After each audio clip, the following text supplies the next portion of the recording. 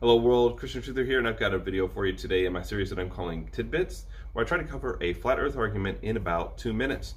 And so today we're again going back to a video that purports to give 200 proofs that the world is not a spinning ball. As always, these are my rules, and I'll always put links to my evidence and any mathematical equations that I use in the description below. Hopping into this argument, we hear that architects, railroad and bridge builders, surveyors, that these are people that don't have to take the curvature of the earth into account in their fields, when you would think that they would have to.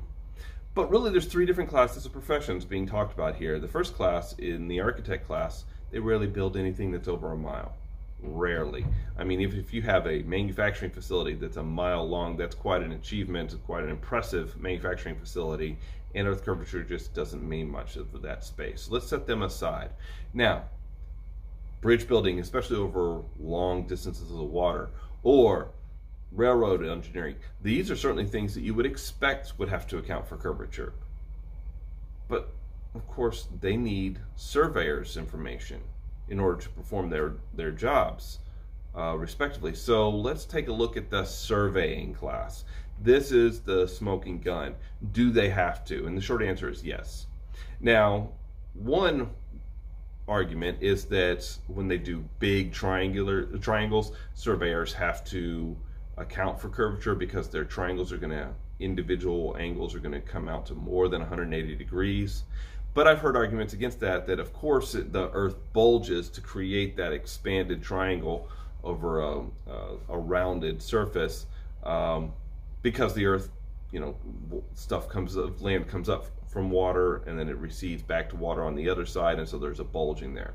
But the fact is that earth curvature is calculated in a globe earth model when performing a geodetic survey, which is a survey they must perform over long distances. They don't have to do it over short distances because earth curvature just doesn't mean that much, but over long distances they must perform a geodetic survey, and so they absolutely do calculate the curvature of the earth. And today it's done through software automatically.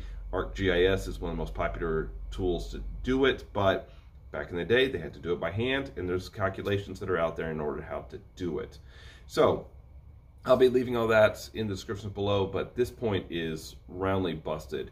The people who would need to account for the curvature of the earth do need to account for the curvature. This is Christian Truther signing out.